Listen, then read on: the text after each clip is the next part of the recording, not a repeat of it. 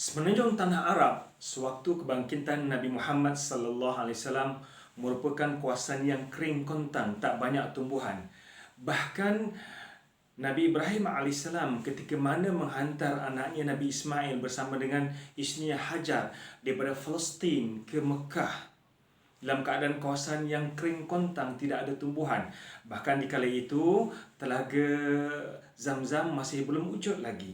Dan ini jelas apa yang dinyatakan oleh Al-Quran, di mana Nabi Ibrahim AS mengadu kepada Allah SWT, Ya Allah, ya Tuhanku, aku tinggalkan zuriatku biwadin ghaira dhi zar'in inda baitikal muharram. Ya Allah, ya Tuhanku, aku tinggalkan zuriatku di lembah yang kering kontang, tidak ada tumbuh-tumbuhan. Apa yang kita gambarkan boleh kita fahami pada ayat ini, di zaman Nabi Ibrahim alaihissalam, bumi Mekah, bumi semenanjung Arab adalah kawasan yang kering kontang. Bahkan di zaman Nabi Muhammad sallallahu alaihi wasallam juga membuktikan bahawa kawasan ini adalah kawasan yang kering kontang. Namun demikian, satu perkara yang menarik, apa yang disebutkan oleh Rasulullah sallallahu alaihi wasallam dalam hadis baginda daripada Abu Hurairah radhiyallahu anhu, katanya, qala Rasulullah sallallahu alaihi wasallam, la taqumu as-sa'atu hatta ta'uda al-ardu al-'arab murujan wa anhara. Tidak akan berlakunya kiamat sehinggalah semenanjung tanah Arab ini, tanah Arab akan kembali murujan, menjadi lembah yang subur, wa anhara, adanya aliran-aliran air yang mengalir. Kalau kita perhatikan sejarah zaman daripada Nabi Ibrahim alaihissalam sehinggalah zaman Nabi Muhammad sallallahu alaihi wasallam, negara Arab adalah negara yang kering kontang. Bagaimanakah hadis Nabi Muhammad sallallahu alaihi wasallam ini menjelaskan bahawa tidak akan berlakunya kiamat sehinggalah negara hatta ta'uda ardul Arab, hinggalah kembali tanah Arab menjadi lembah yang subur dan mengalir air yang banyak. Ini bererti bahawa apabila sebelum berlakunya kiamat nanti, negara Arab akan mula menghijau. Negara Arab akan mula menghijau. Dan perkataan hatta ta'uda, hingga kembali menghijau, ini berarti juga bahawa ada dua perkara di sini. Sebelum berlakunya kiamat, negara Arab akan menghijau kembali. Sekarang ini kering kontang. Namun demikian, sebelum keadaan negara Arab ni kering kontang, negara Arab adalah kawasan yang menghijau. Sebab itulah Rasulullah sallallahu alaihi wasallam menjelaskan hatta ta'uda, hinggalah kembali tanah ini menjadi lembah yang subur. Tuan-tuan sekalian, hadis ini Rasulullah SAW sebutkan 1400 tahun yang lalu. Di kala mana orang ramai dapat melihat, menyaksikan tanah Arab sejak zaman Nabi Ibrahim alaihissalam. Jarak di antara Nabi Ibrahim dan Nabi Muhammad SAW melebihi 2000 tahun. Jangka masa yang begitu lama, melebihi 2000 tahun. Jarak di antara Nabi Musa dengan jarak di antara Nabi Isa dengan Nabi Musa dan Nabi Muhammad lebih kurang 2000 tahun. Dan Nabi Ibrahim lebih awal daripada Nabi Musa alaihissalam. Jadi di antara Nabi Ibrahim sampai Nabi Muhammad, kawasan negara Arab itu memang kawasan yang kering kontang.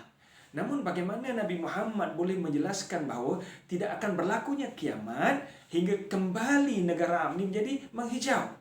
Berarti sebelum ini negara Arab adalah kawasan yang menghijau.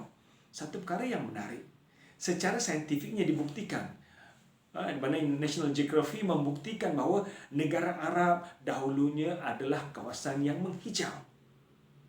Dan sekarang kita lihat juga kembali berbeza mereka yang pergi haji dan Mekah pada tahun 60-an, 70-an, dan sekarang ini tahun 2000 akan nampak kawasan negara Arab yang berbeza dari segi landscape-nya yang dah mula nampak menghijau. Ya. Dan banyak aliran-aliran sungai yang mula, aliran air mata air yang mula timbul. Berarti kawasan ini dah mula menghijau kembali dan banyak aliran air sungai, mata air dah mula timbul. Satu perkara yang unik, National Geography membuktikan secara saintifik dahulunya negara Arab ini adalah kawasan yang menghijau. Dan di antara bukti yang cukup jelas bahawa kawasan ini dulunya menghijau ialah dengan wujudnya kawah-kawah petrol yang begitu banyak di negara-negara Arab.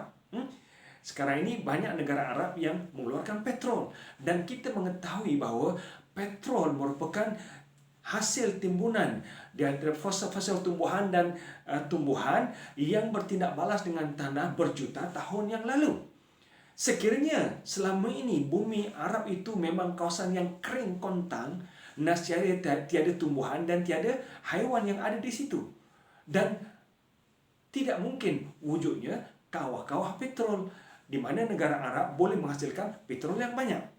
Dengan kewujudan banyaknya kawah-kawah petrol yang merupakan hasil tindak balas daripada fosil-fosil binatang dan juga tumbuhan berjuta tahun yang lalu, membuktikan bahawa negara Arab dahulu adalah merupakan kawasan yang menghijau. Dan hadis Nabi Muhammad SAW ini secara jelas bahawa mengatakan tidak akan berlakunya kiamat sehingga negara Arab kembali menghijau. Perkataan kembali menghijau ini berarti dahulunya negara Arab adalah negara yang hijau banyak tumbuhan dan sekarang dah mulai kembali menghijau kembali.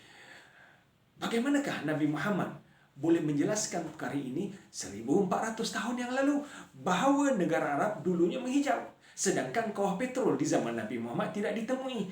Dan beratus tahun lamanya, beribu tahun lamanya sebelum zaman Nabi Muhammad SAW, kawasan ini sudah pun memang kering kontang. Bukankah ilmu yang Nabi sampaikan kepada kita tentang dulunya negara Arab ini, kawasan menghijau, pastinya datang daripada Allah SWT? Ini adalah satu bukti ataupun tanda mukjizat hadis Nabi Muhammad sallallahu alaihi wasallam.